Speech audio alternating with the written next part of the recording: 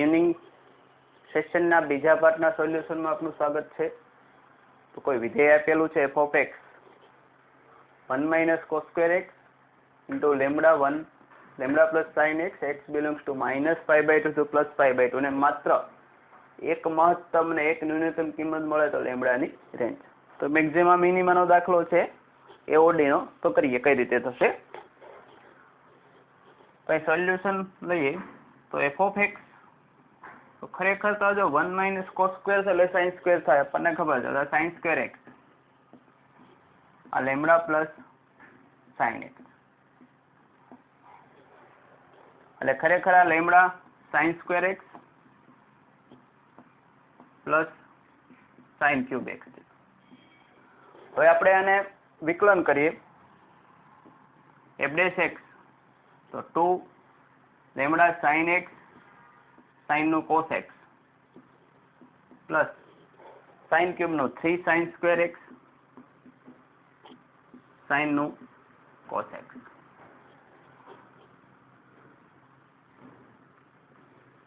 તો sin x cos x common લઈ લઈએ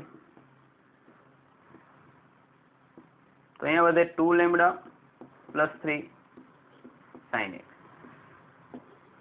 આ થશે f dash x. Maxima minima માટે f dash x equal to 0 મળે જ છે એટલે સેકન્ડ ડેરિવેશનમાં જરૂર નથી. implies that sin x cos x બરાબર 0 और 2 લેમ્બડા પ્લસ 3 sin x બરાબર 0 मीन्स sin x बराबर 0 और cos x बराबर 0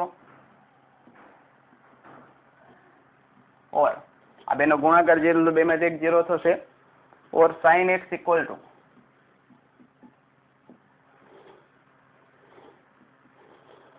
-2 લેમ્બડા બાય 3.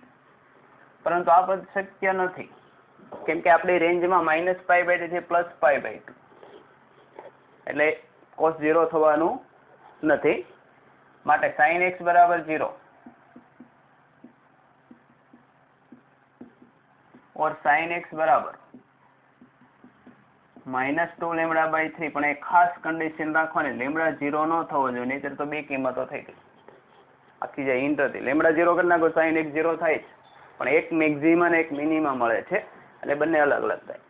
હવે એવું આપ્યું છે કે x ની રેન્જ કેટલી છે -π/2 x +π/2 છે. આવું તો આપેલું છે.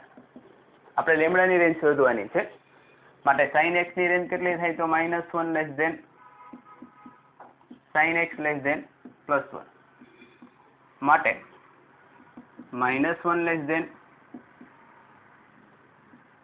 -2 લેમ્બડા (1) એટલે એનું એજ રહેશે પોઝિટિવ કરીએ તો તે માટે -3 +2 લેમ્બડા (3) માટે લેમ્બડાની રેન્જ થઈ ગઈ -3/2 થી +3/2. એમાં 0 આવી જાય એટલે 0 ને બાદ કરવો પડે.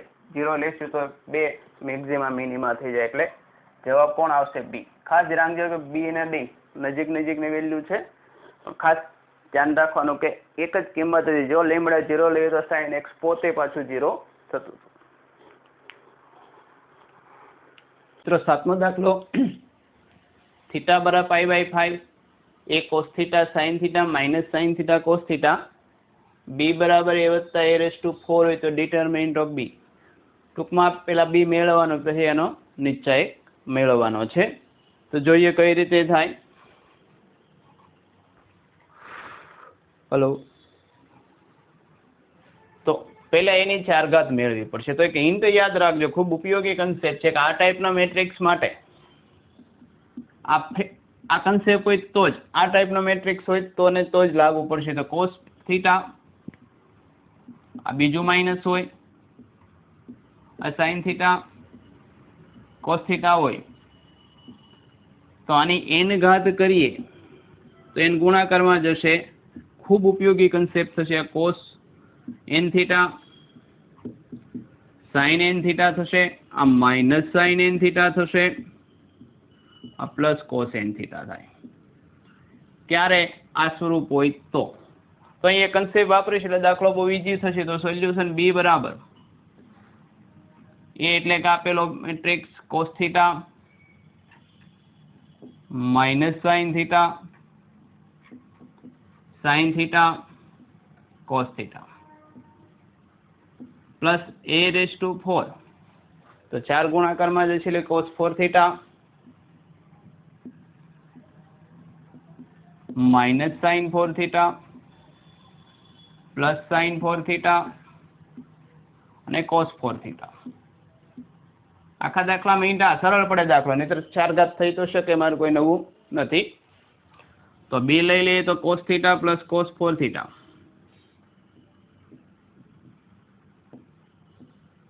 Sign theta plus sine 4 theta minus sine theta minus sine 4 theta minus common લઈ લો, sine theta plus sine 4 theta, અહીંયા cos theta plus cos 4 theta. આપણે બી મેળવી લીધો.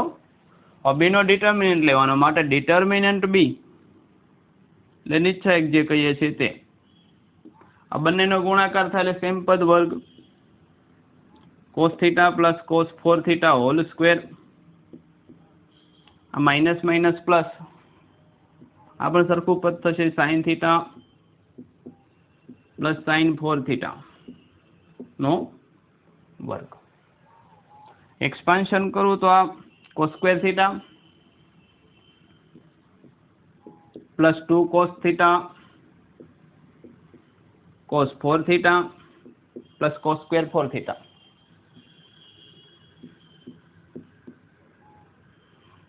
પ્લસ આનું એક્સપાન્શન કરો તો સાઇન સ્ક્વેર થીટા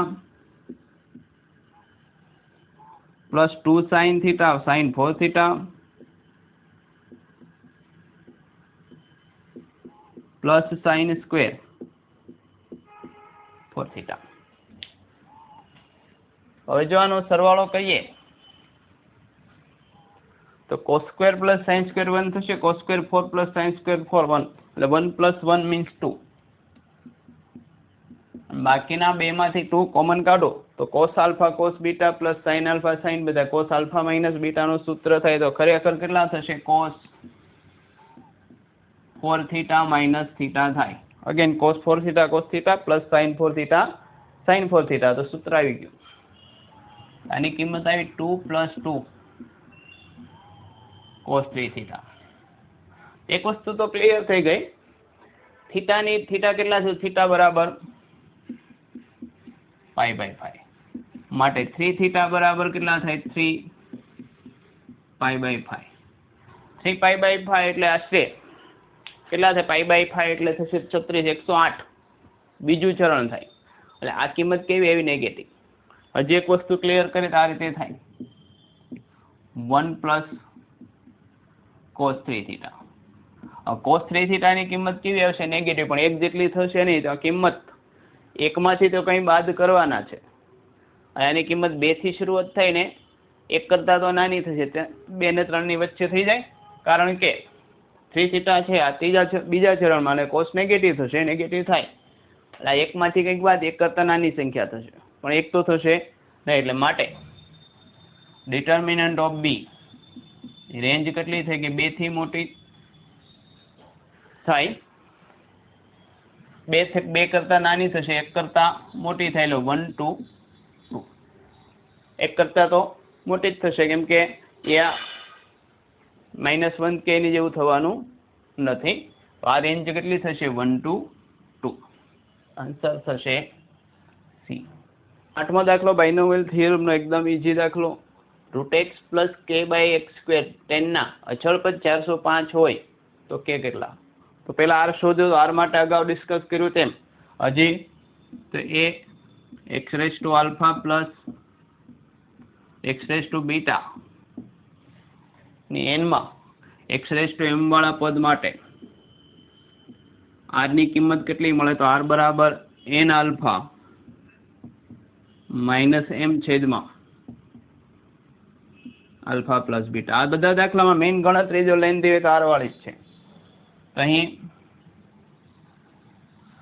આર માટે આર બરાબર એન આલ્ફા 10 ગુણ્યા પોઝિટિવ ઘાતાંક 1/2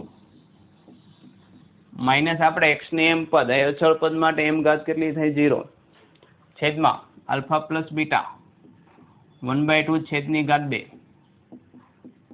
5 ના છેદમાં 2 કેટલા થઈ ગયા 2 માટે પદ કયું થઈ ગયું tan c2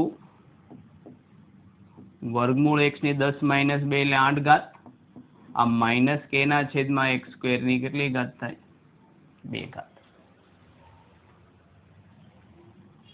અચળ પદ 405 છે તો આ બરાબર કેટલા હતા 405 10 c2 એટલે 10 ગુણ્યા 9 છેદમાં 2 અચળ પદ છે આ ઘાત ઉડી જાય ઇન્ટુ માઇનસ k નો સ્ક્વેર એટલે પ્લસ k સ્ક્વેર જ થાય એટલે કે 405 આ કેટલા થાય 45 બરાબર k સ્ક્વેર તો k સ્ક્વેર બરાબર 45 ગુણ્યા 10 એટલે 450 થાય એમાંથી 45 બાદ કરો એટલે 9 થાય તો k બરાબર કેટલા થઈ ગયા 3 એકદમ ટુ ધ પોઈન્ટ બોનસ દાખલો કહી શકાય કેમ કે એકદમ સરળ છે નવમો દાખલો 1 to 2 e raised to x x raised to x 2 plus log x dx integration કેટલું થાય તમે એક વસ્તુ સૂત્ર તરીકે તમારા સાહેબો યાદ રખાયું છે કે x raised to x નું વિકલન x raised to x 1 plus log x થાય generally e raised to x એટલે વિધેય પ્લસ વિધેયનું વિકલન એવું ગોઠવણી થતી હોય છે તો અહીંયા એ જ ગોઠવણી છે જો આઈડિયા આવે તો દાખલો એકદમ ઈઝી નહીંતર કંઈ ખબર પડે એવું નથી તો ઇન્ટિગ્રેશન આઈ છે 1 to 2 માં e raised to x x raised to x છે આ 2 છે એટલે 1 plus 1 લખી શકાય ને આ log x dx તો આને આ રીતે લખી શકો 1 to 2 એક વખત x raised to x અંદર લઈ જાઓ તો plus x raised to x 1 plus log x આવી ગયા નવું કંઈ નથી કર્યું આ બે ભાગ એક વખત લખ્યું એક વખત આખા કૌંસના આપ્યું તો હવે આ પદ ખરેખર તો આવું જ થાય 1/2 e raised to x x raised to x છે ને એનું વિકલન છે d by dx ઓફ એટલે જો આ ફોર્મ્યુલા યાદ હોય તો એકદમ ઈઝી પડે દાખલો x raised to x નું વિકલન x raised to x તો વિધેય બાજુમાં વિકલન તો e raised to x into વિધેય થાય x raised to x 1 to 2 upper limit મૂકું તો e raised to 2 into 2 raised to 2 minus lower limit e raised to 1 into 1 raised to 1 2 નો વર્ગ 4 e સ્ક્વેર માઇનસ e બીજો એટલે ત્રીજો answer મળશે hello 10મો દાખલો એટલે x તથા y અંતઃખંડ અનુક્રમે 3 અને 1 હોય તેવી કોઈ રેખા છે તો આ રેખામાં -1 -4 નું પ્રતિબિંબ મેળવવાનું છે તો પેલા રેખાનું સમીકરણ મેળવીએ તો રેખાનું સમીકરણ તો ઈઝી થાય અંતઃખંડ સ્વરૂપે x/a + y/b = 1 તો x ના છેદમાં 3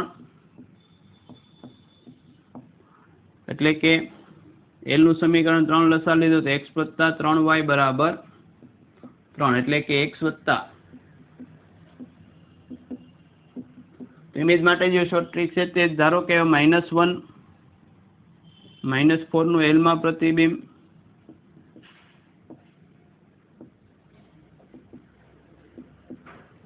આલ્ફા બીટા હોય તો આલ્ફા માઇનસ x1 એટલે alpha minus minus plus 1 beta minus છેદમાં x ઘટક 1 y ઘટક 3 equal to -2 time x1 b y1 c z1 અગાઉ આ ફોર્મ્યુલા ડિસ્કસ કરી લખતો નથી તો -1 + 3 ગુણ્યા -4 -3 છેદમાં a square plus b square 1 વત્તા 9 a square plus b square માટે આલ્ફા પ્લસ 1/1 બીટા પ્લસ 4/3